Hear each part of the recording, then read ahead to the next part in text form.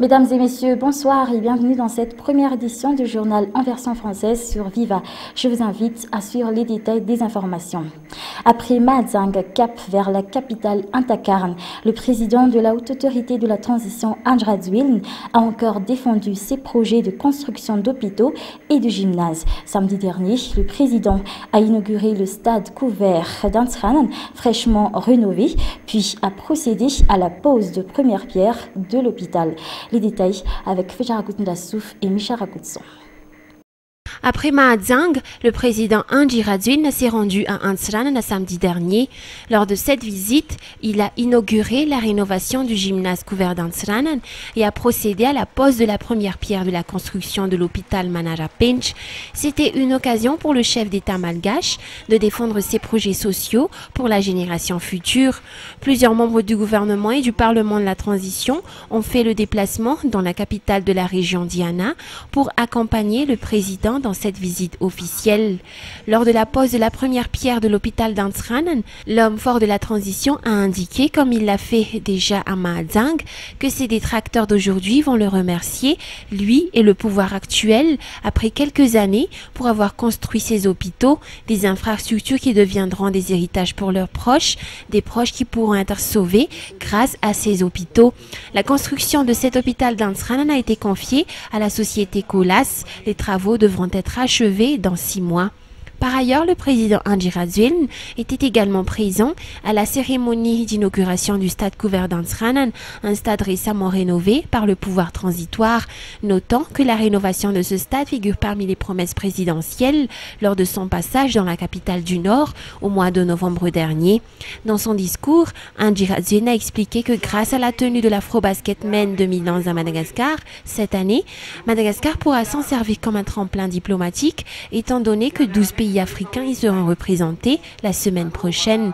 Sachez que l'État malgache a entièrement financé la construction de l'hôpital ainsi que la rénovation du gymnase d'Antsranan.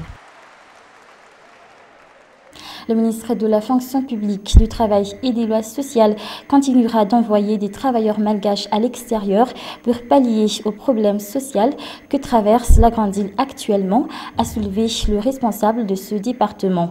Il a souligné qu'il n'accepterait plus les critiques dont il qualifie d'inutiles et que ceux qui refusent l'envoi de personnes à l'étranger avancent des solutions de rechange, telles offrir 200 à 300 000 emplois. Le ministère de la Fonction publique, du Travail et des Lois sociales, Anj Razouilne, a affirmé qu'il va poursuivre l'envoi de travailleurs malgaches à l'extérieur. Cette décision a été prise, a-t-il continué, face à la situation actuelle qui sévit le social de la population, où le chômage prend place suite à la fermeture de nombreuses entreprises franches dans la Grande Île. Le ministre a repris que toutes les conditions ont été requises en ce qui concerne l'envoi prochain des 3000 travailleurs en Jordanie. Il a appelé tous ceux qui s'opposent à cette décision à trouver la solution pour offrir 200 à 300 000 emplois. Concernant cet envoi de travailleurs malgaches en Jordanie, ces employés percevront 150 jusqu'à 600 $ le mois. Le côté social des employés sera assuré, ont rassuré les responsables auprès de la société Century Miracle ce jour, lors de la visite de courtoisie qu'ils ont effectuée auprès du ministère de la Fonction publique, du Travail et des Lois sociales malgaches. Ils ont cité entre autres la nourriture, le côté sanitaire et le logement de ces milliers d'employés. Le contrat de travail durera 3 ans renouvelable. Ses responsables auprès de la Century Miracle ont toutefois rassuré verbalement à chaque intervention devant la presse qu'ils respectent les droits de l'homme et que les responsables malgaches pourront dormir sur leurs 2 oreilles. Pour sa part, le ministère de la Fonction publique a réitéré qu'il enverra des agents du ministère une fois par an effectuer des contrôles. En attendant cela, les travailleurs malgaches, une fois à l'étranger, pourront passer des appels téléphoniques à leur famille pour montrer qu'ils vont bien.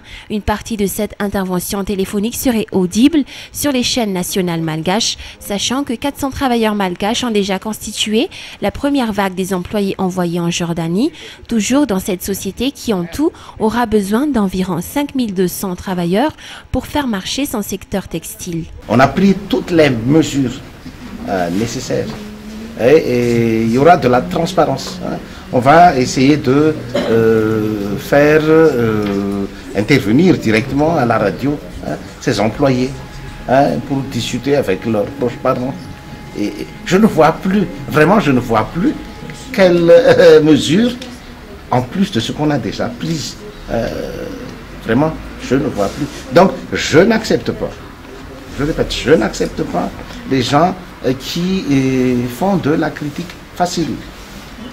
Si ces gens qui critiquent ne peuvent pas donner 200 000 ou 300 000 emplois aux jeunes malgaches, qu'ils se taisent.